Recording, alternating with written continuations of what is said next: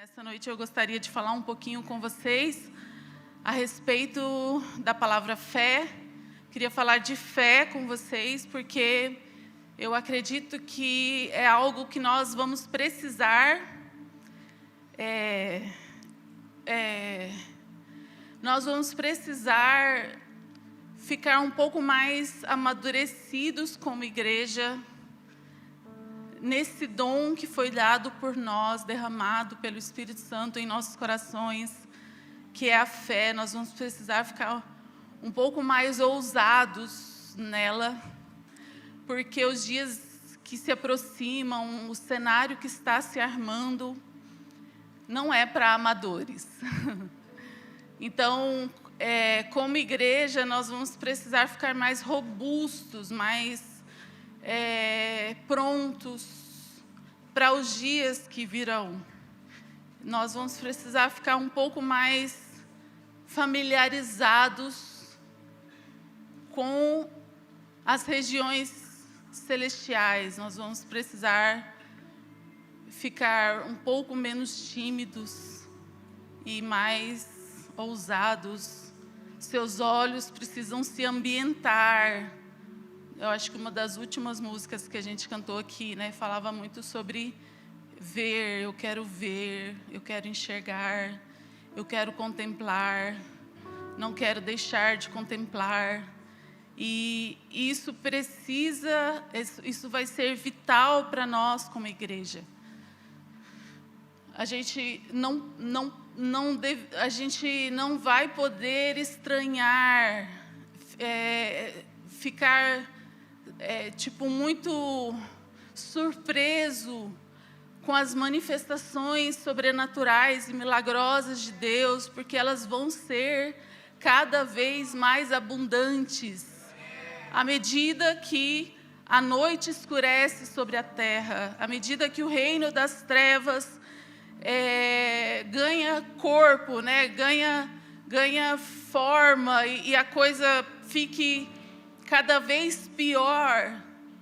A manifestação da ação sobrenatural de Deus também vai ficar maior. E nós, como igreja, nós não podemos falar com a voz fraca, ou com timidez, ou duvidando.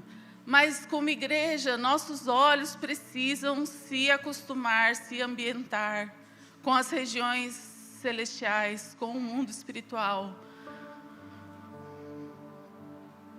Porque nós vamos precisar disso, nós vamos precisar. Então, eu gostaria que nós abríssemos em Hebreus 11, para falar sobre fé.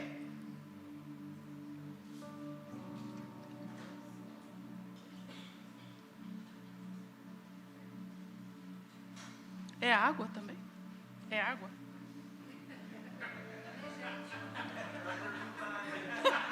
Se for café, não vai dar certo. Hebreus 11. A Bíblia ela é repleta desse assunto de fé, mas existe um capítulo na Bíblia que vai trazer a descrição de pessoas, homens e mulheres, que experimentaram andar pela fé. E ele começa o capítulo 11 de Hebreus dizendo o seguinte: a fé é a garantia do que se espera e a prova do que não se vê, pois por meio dela os antigos alcançaram a aprovação. Pela fé entendemos que o universo foi criado pela palavra de Deus, de modo que o visível não foi feito do que se vê. Então, esses 3 versículos aqui já dão bastante conteúdo para a gente, e eles são muito ricos. E você, quando ficar assim, um pouco apático e confuso, ou perturbado por muitas dúvidas, é importante você voltar nessa passagem, porque os nossos olhos, eles querem garantias, eles querem algo que dá para visualizar, algo que dá para ver. Mas essa passagem fala a respeito da natureza da fé, e lá em Romanos 8 vai dizer: nós não andamos pelo que nós vemos. E se a esperança fosse algo que a gente estivesse esperando em algo visível, então não é esperança, é justamente algo invisível. Então, a natureza da fé tem a ver com algo que se espera, e a certeza é a garantia, a prova daquilo que nós não vemos. Ou seja, aquilo que você experimenta no seu interior com o dom de Deus é a garantia daquilo que nós não vemos. Então, a gente fica o tempo todo assim se perguntando e querendo saber, querendo alguma pista, né? Nossa, será que o universo realmente foi criado por Deus? Será que Gênesis tem a ver com a forma como as coisas foram criadas, ou é uma forma poética de dizer?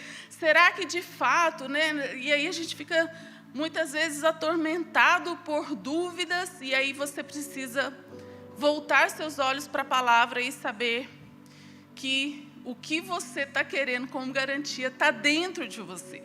A fé é a garantia, a fé é a certeza. E onde que ela está? Dentro de você. Ela não está num lugar que você possa visualizar, ela não está no lugar que você possa olhar para outra pessoa, mas ela está dentro de você. A fé é a garantia do que se espera e a prova do que não se vê, pois por meio dela os antigos alcançaram a aprovação. E pela fé nós entendemos que o universo foi criado pela palavra de Deus. Pelo abrir da boca de Deus, o universo foi criado, de modo que o visível não foi feito a partir do que se vê. O visível não foi feito a partir de coisas visíveis. E isso é um escândalo para nós, seres humanos caídos.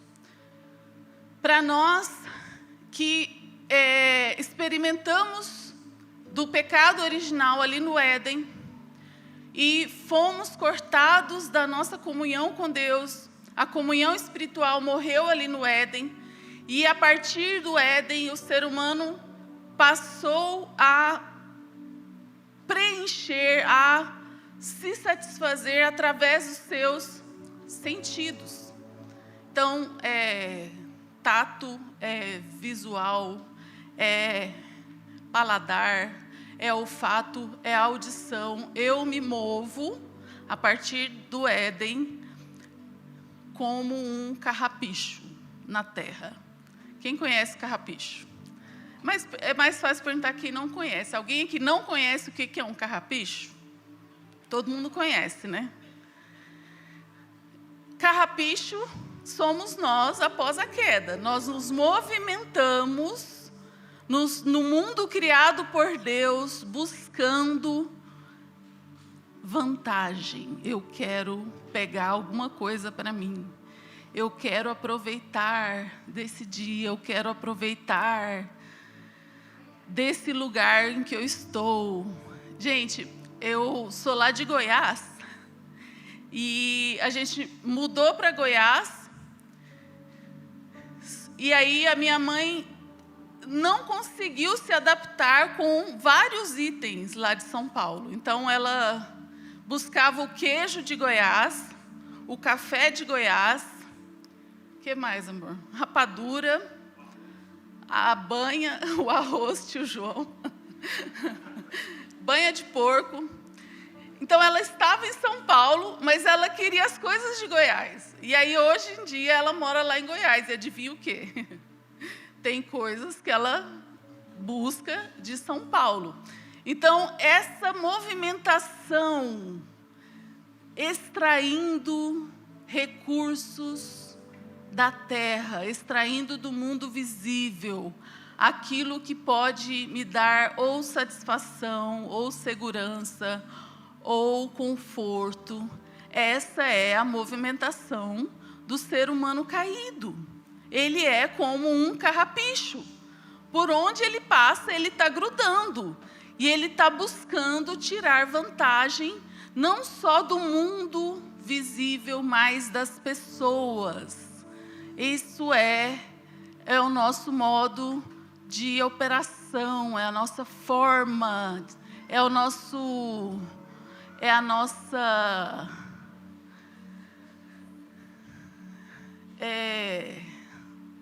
não é nossa...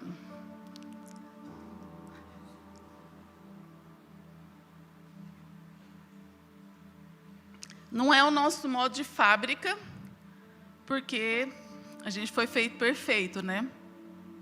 Mas depois de Adão a gente já nasce assim, né? E aí você tem os volumes mais aumentados. O bebê, ele é 100% egocêntrico, né? E aí até tem a transição, quando ele percebe que a mãe dele não é a extensão dele, e aí ele começa a se ver como um indivíduo. Então, tem todo um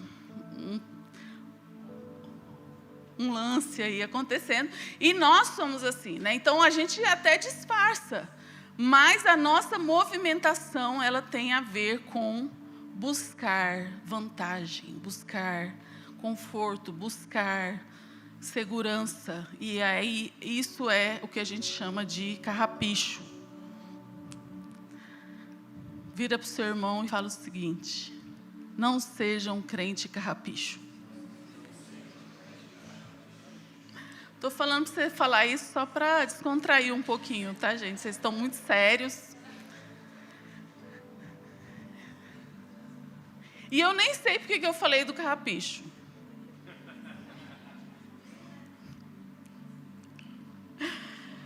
Enfim, mas tinha alguma coisa a ver com o invisível, que a gente não gosta do invisível, a gente gosta do visível. Tinha alguma... Era por isso, mas não está aqui no script, não. Eu queria que vocês abrissem comigo, a gente vai ler rapidamente 2 passagens. A primeira está lá em 2 Tessalonicenses 2. Essa não é uma passagem tão conhecida.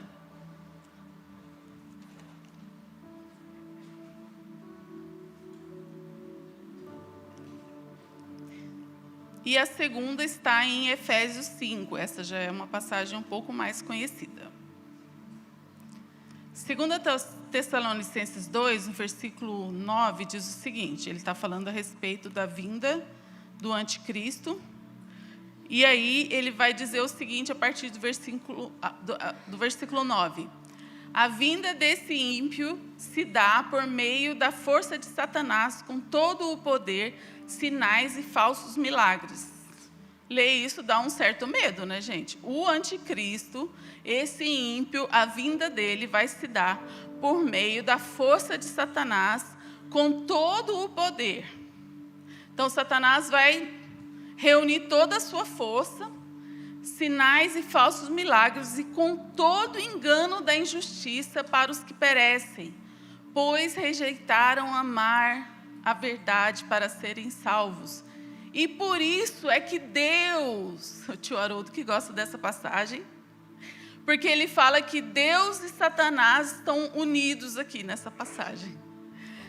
Satanás está com toda a sua força, todo o seu poder, e Deus envia a atuação do erro para que creiam na iniquidade, para que creiam na mentira. Então, só até versículo 11. Eu queria que vocês visualizassem, esse é o primeiro grupo de pessoas. Esse é o primeiro grupo de pessoas que nós vamos ter nos últimos dias. E esse grupo de pessoas está debaixo de um engano profundo, um engano irresistível, que está contando com toda a força, todo o poder de Satanás e com a liberação de Deus. Deus liberou a atuação do erro para ajudar nesse engano. E, paralelo a isso, nós temos um outro grupo de pessoas que está descrito lá em Efésios, capítulo 5. A partir do versículo 25, está falando um pouco a respeito de marido e mulher. Marido, cada um ame a sua mulher, assim como Cristo amou a igreja e a si mesmo se entregou por ela, a fim de santificá-la, tendo-a purificado com o lavar da água pela palavra, para apresentá-la a si mesmo como igreja gloriosa, sem mancha, nem ruga, nem qualquer coisa semelhante, mas santa e irrepreensível. Então, esse é o segundo grupo de pessoas que vai estar andando na terra nos últimos dias, que nós chamamos de igreja gloriosa. Então, tem um grupo de pessoas que vai estar debaixo do engano profundo, mas, ao mesmo tempo, vai ter um grupo de pessoas que estará experimentando esse lavar, essa purificação pela palavra. Então, nós teremos, isso é uma promessa, uma promessa que nos dá bastante ânimo, né, de saber que Deus vai ter para si, nos últimos dias, uma igreja gloriosa, amém? Deus vai ter para si uma igreja irrepreensível, cheia de luz, cheia de conhecimento de quem Deus é. Então, o momento de definir qual tipo de grupo, né, qual dos dois grupos você quer participar, é hoje. Porque vai chegar um momento em que o engano vai ser irresistível. Então, ninguém consegue resistir. Ficou meio redundante, né? Então, nós precisamos responder ao chamado profético, gente. Esse lance aí que foi anunciado, Escola Ver, tudo isso que a gente tem falado, não é algo opcional. Para fazer parte da Igreja Gloriosa, não basta fazer parte de uma denominação. Não basta fazer parte ou frequentar cultos. É necessário que você responda ao chamado profético. Deus está chamando nesses dias uma geração para se levantar e responder a Ele. E esse chamado profético, ele tem a ver com vidência. O profeta no Antigo Testamento era chamado de vidente. Então, para que você atenda a esse chamado profético, é importante você saber que não adianta o seu pastor ver. Não adianta os líderes no Brasil verem. É necessário que você veja. É necessário que você atenda ao chamado do Espírito Santo. O Espírito Santo está liberando sobre a terra. E você sabe por que ele está liberando esse chamado? Ele está liberando esse chamado por vários motivos, tá? Eu não vou dar a resposta final. Mas parte dessa resposta tem a ver com o fato de que indivíduos não vão suportar o peso da glória da igreja. Parte da resposta tem a ver com seres humanos caídos, falhos, corruptos, corruptíveis, caídos, pecadores, não conseguem aguentar a fama, não conseguem ser esse canal poderoso que Deus precisa nos últimos dias. A história da igreja está repleta, não só no passado, mas em nossos dias. Nós vemos homens de Deus, homens que foram usados por Deus, caindo em pecado. Por quê? Porque ser humano nenhum suporta. Então, por amor aos poucos que estão se dedicando, nós como igreja, nós precisamos atender a esse chamado. Atender a esse chamado, porque somente uma companhia profética vai conseguir suportar a glória que está destinada para os últimos dias. Deus vai ter uma igreja gloriosa, Deus vai ter uma igreja que resplandece, mas pastor nenhum vai conseguir suportar o peso dessa glória, o peso dos sinais maravilhosos que Deus quer fazer. Deus quer levantar donas de casa, empresários, bancários, atendentes de farmácia, pessoas comuns são os santos, não são os líderes, não são as grandes estrelas. Nós não temos capacidade capacidade de suportar. Nós somos profundamente corruptos. Mas isso não quer dizer que Deus não vai ter. Deus vai ter. Deus vai ter uma geração que anda sobre a terra e que honra o nome dEle. Em pleno século 21, onde você tem acesso fácil a toda a porcaria que o mundo das trevas oferece, Deus vai ter uma geração santa, uma igreja gloriosa, uma noiva que não olha para outros senhores, uma noiva que vai poder dizer, assim como Jesus falou: o príncipe deste mundo vem aí. Jesus estava se referindo a Satanás. Ele disse: o príncipe deste mundo está vindo, vem aí. Vocês lembram como ele finaliza essa frase? O príncipe deste mundo vem aí, e ele nada tem em mim. Percebe que é o oposto. É o oposto do carrapicho. Jesus falou: o príncipe deste mundo vem aí, e ele nada tem em mim. Deus vai ter uma igreja em pleno século 21 que vai experimentar santidade em seu dia a dia, que vai experimentar a glória dele e manifestar cartas vivas que vão testemunhar do que está vindo, testemunhar, assim como Noé testemunhou, assim como Abel testemunhou. E aí vai a lista, né, dos heróis da fé ali em Hebreus 11. A igreja vai testemunhar do que está vindo. E o que está vindo? O fim dessa era. O fim dessa era, a chegada do reino de Deus. Mas em vida, uma igreja, um povo maravilhoso, vai testemunhar a respeito disso. Então, existe esse chamado para a evidência.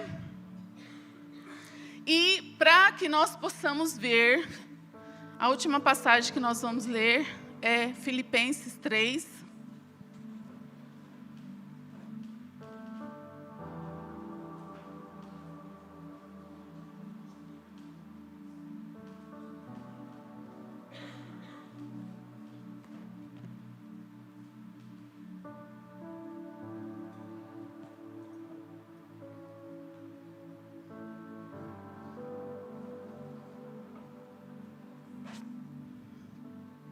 Vira para a pessoa que está do seu lado e pergunta: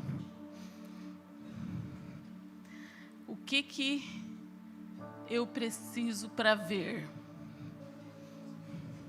O que eu preciso para ver?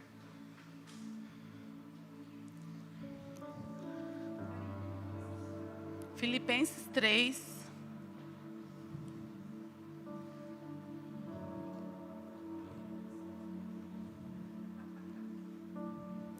Versículo 17 diz o seguinte: irmãos, sede meus imitadores e prestai atenção nos que andam conforme o exemplo que tende em nós, porque há muitos sobre os quais vos falei diversas vezes e agora vos digo, até chorando, que são inimigos da cruz de Cristo. O fim deles é a perdição, o Deus deles é o estômago, e a glória que eles têm baseia-se no que é vergonhoso. Eles se preocupam só com as coisas terrenas. O que é necessário? O que é necessário para ver? O que você precisa para ver?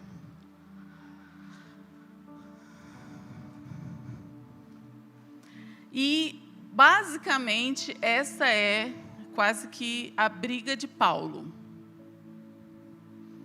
Paulo já falou com eles várias vezes. E Paulo já falou em outras cartas para outros lugares. E se foi Paulo que escreveu Hebreus, ele falou ali em Hebreus também, que tem algo que fica o tempo todo conflitando e chamando a sua atenção. fica o tempo todo distraindo você do que realmente importa. E aí, lá em Hebreus, ele vai dizer o seguinte: o mundo visível veio daquilo que nós não vemos. E aqui em Filipenses ele vai dizer: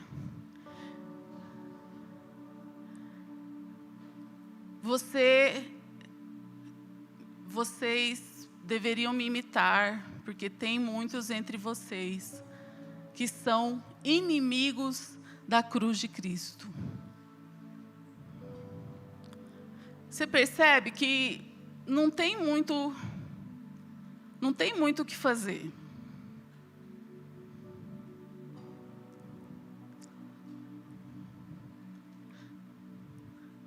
Ou você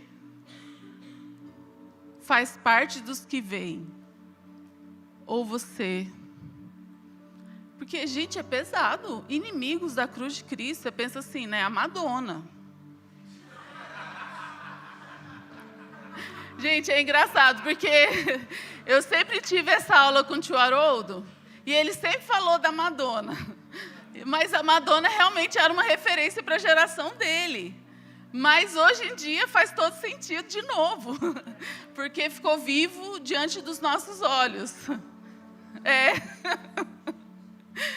Mas realmente deu um revival ali na Madonna. Então, dá para usar de novo esse exemplo.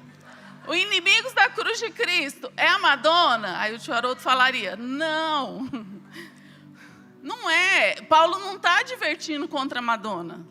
Ele está falando de gente que está no meio deles. Ele está falando: ó, olha para a gente, olha para nós que estamos imitando Jesus e não siga o exemplo deles, que estão entre vocês, que tem a glória no próprio estômago, que se assenta naquilo que é vergonhoso. E aí ele finaliza descrevendo justamente aquilo que é o nosso maior empecilho para ver. Porque ele finaliza o versículo 19 dizendo: eles se preocupam somente com aquilo que é terreno. Então, o que eu preciso para ver? O que me torna um inimigo da cruz de Cristo? Eu posso ser um bom cidadão.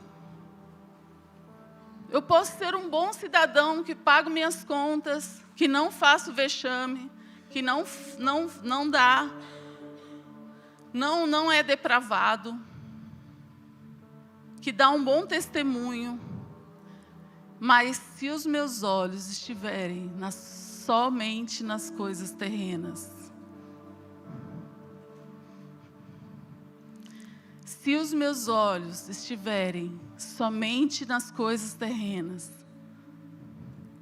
se os seus olhos estiverem somente nas coisas terrenas, você está neutralizado. Você não é ameaça alguma. Está tudo bem entre você e Satanás. E aí João vai dizer: não ameis o mundo.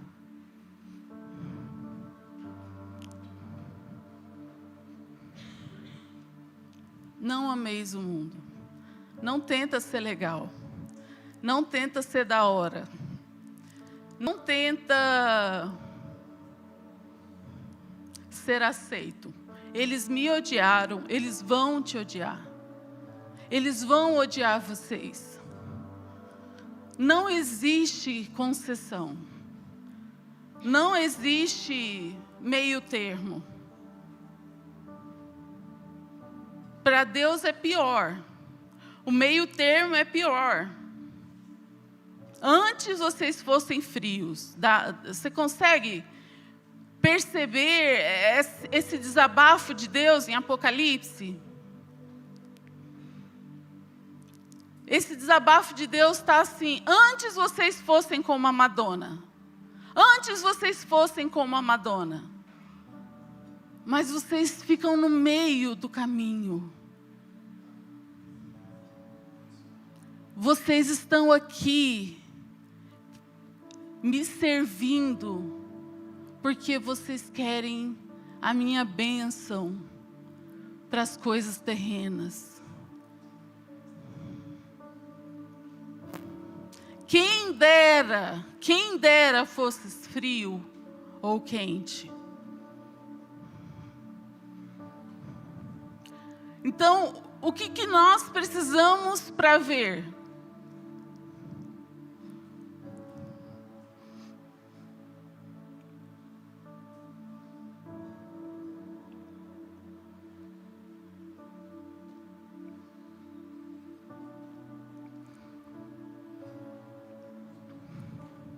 O que nós precisamos para atender o chamado profético?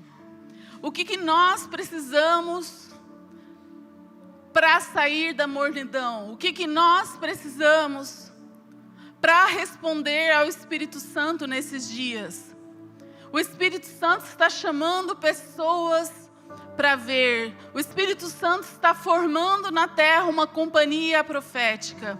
O Espírito Santo está levantando uma geração profética, uma geração de João Batistas, uma geração que vai ombrear juntamente com os sacerdotes para levar o peso da glória de Deus, da presença de Deus, porque quanto mais as trevas avançam sobre a terra, maior vai ser a glória da casa de Deus. Maior vai ser a glória da casa de Deus. Mas o que eu preciso para atender este chamado?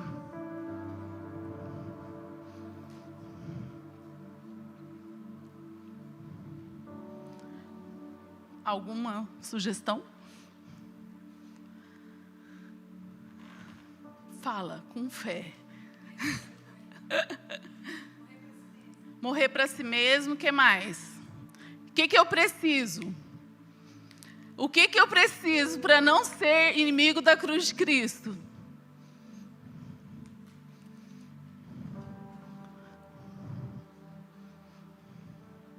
Então, como ninguém me respondeu, além dessa moça, vira para a pessoa que está do seu lado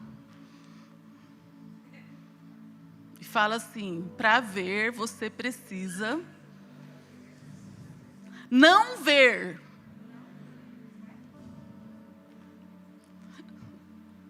Para ver, nós precisamos tirar os olhos daquilo que é visível.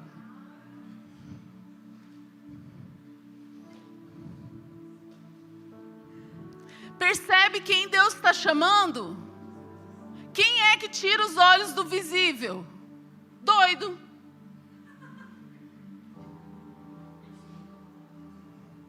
Porque vai vir uma onda de bom senso te abraçar e dizer: tenha responsabilidade, olha para as coisas visíveis. E Deus está falando que vai confundir a sabedoria dos sábios. Deus está chamando quem é que tem coragem para confiar. Deus está chamando quem tem coragem para sair da zona de conforto. Deus está chamando quem é que tem coragem para ver. Quem é que tem coragem para ver? Aquilo que é visível vai te confundir. Porque o que é visível não foi feito pelo visível. Mas você valoriza o que é visível. E você valorizando o visível, você vai perder a fonte de todo o poder. Existe poder sendo reservado, você percebe? Em Hebreus 11 fala desse tanto de gente que andou pela fé, mas ele vai finalizar dizendo que eles sem nós não foram aperfeiçoados. Existe poder sendo reservado e a gente quer ficar brigando pelos recursos aqui embaixo. A gente quer ficar brigando para para garantir uma poupança, a gente quer ficar brigando para garantir uma vida segura aqui nessa terra.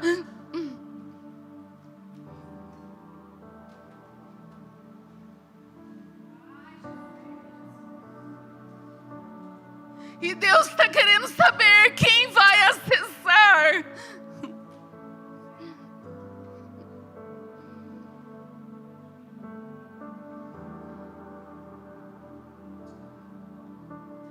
Quem vai ter coragem para acessar?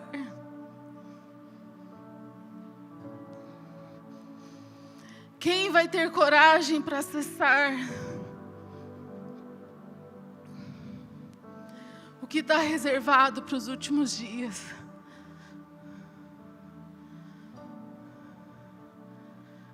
E aí, eu queria só finalizar dizendo: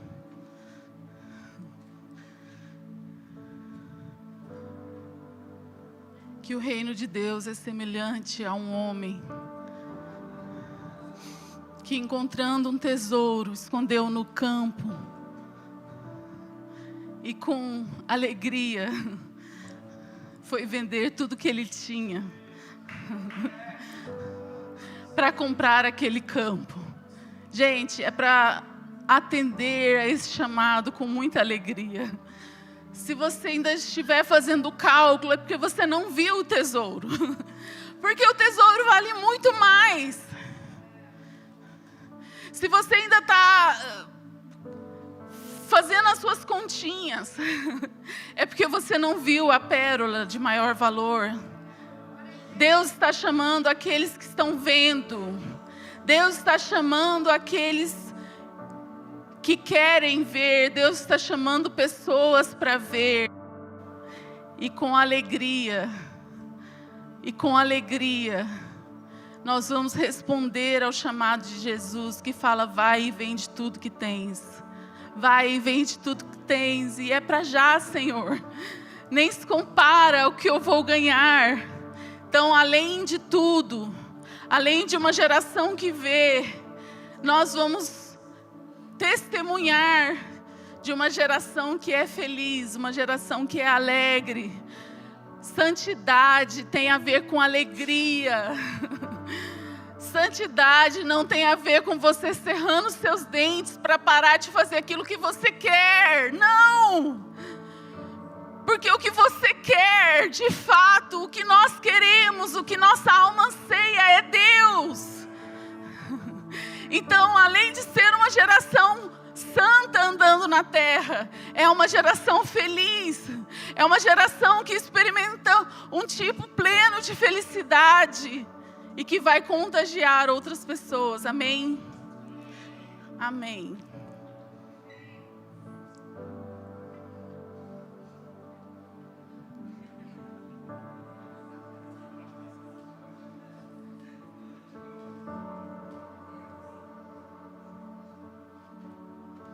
Uau, glória a Deus. Obrigada, Elisa, querida. Uma voz que se levanta e nos convoca hoje. Fique de pé no seu lugar, que você possa dar essa resposta ao Senhor. Eu quero ser, Senhor, participante dessa igreja gloriosa. Nós queremos ver além do natural, nós queremos contemplar a gloriosa manifestação do Senhor em nosso meio. Nós ansiamos por isso. Então faça a sua oração agora de rendição. Talvez você precise encontrar lugar de arrependimento. Se os seus olhos estão aqui, olhando apenas para o que é terreno, olhando apenas para os seus próprios interesses.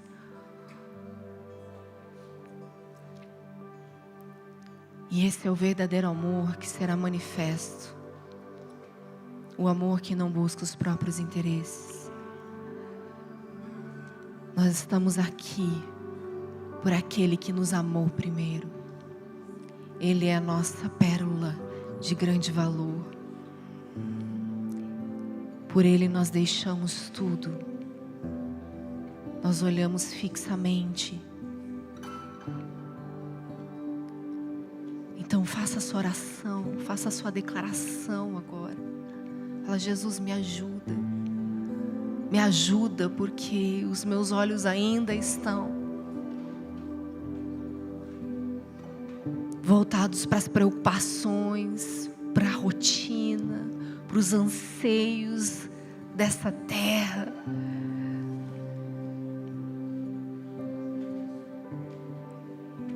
Me perdoa, Senhor, porque eu quero as tuas bênçãos, eu te consulto somente naquilo que me importa.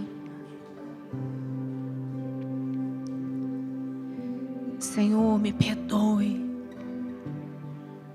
porque eu não estou preparado para viver e ser essa igreja gloriosa. Talvez alguns de vocês não estejam nem compreendendo o que está por vir ainda.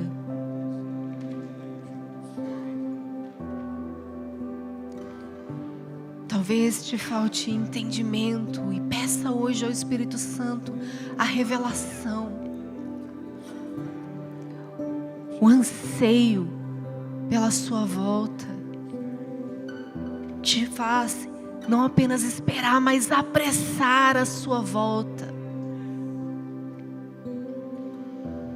E que tipo de pessoa nós devemos ser? Santas, inculpáveis, imaculadas.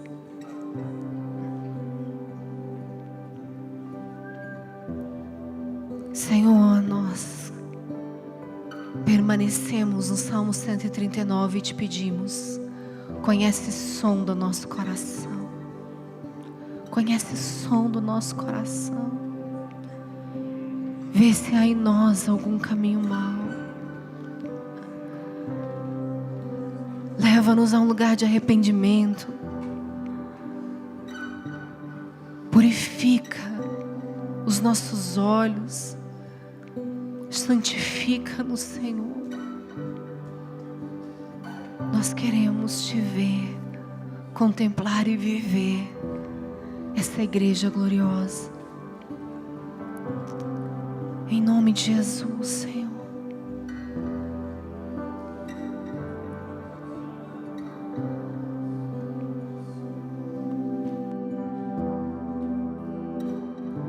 Se tenho a ti, eu tenho tudo, meu amado, meu tesouro. Se tenho a ti, eu tenho tudo, Senhor. Se eu tenho a ti, eu tenho tudo, meu amado, meu tesouro. Fora de ti, Senhor.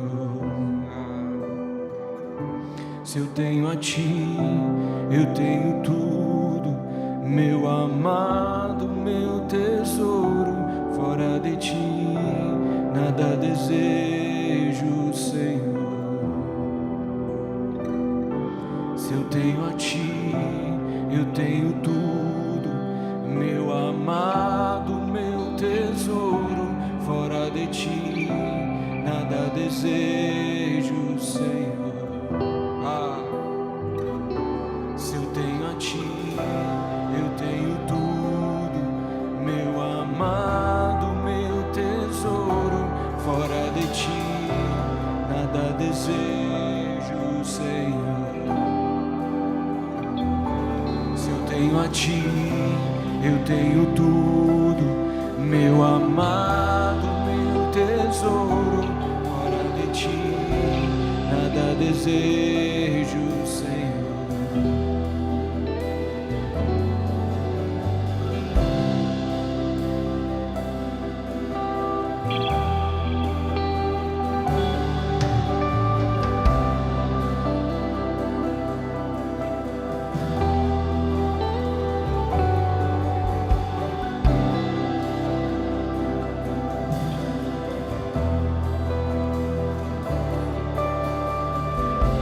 Tesouro precioso, eu corro pra chegar. O caminho é acessível, não há mais véu pra separar. Tesouro precioso, eu corro pra chegar. O caminho é acessível, não há mais véu pra separar. Tesouro precioso, eu corro pra chegar. O caminho é acessível, não há mais véu pra separar. Tesouro precioso, pra chegar.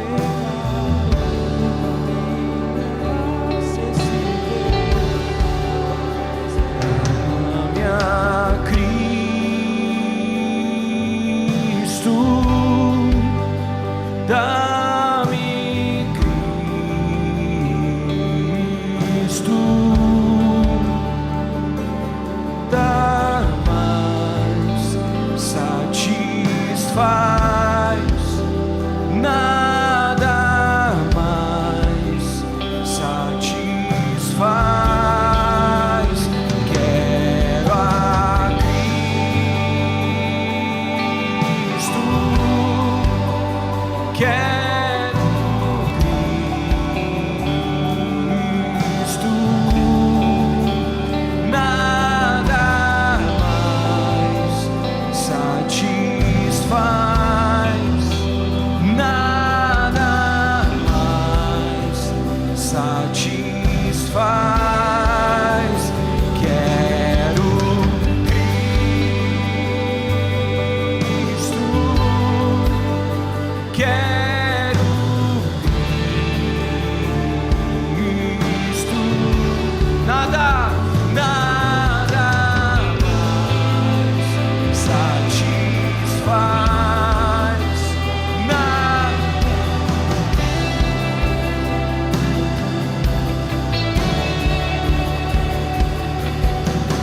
Eu não quero nada mais, eu não quero ninguém mais.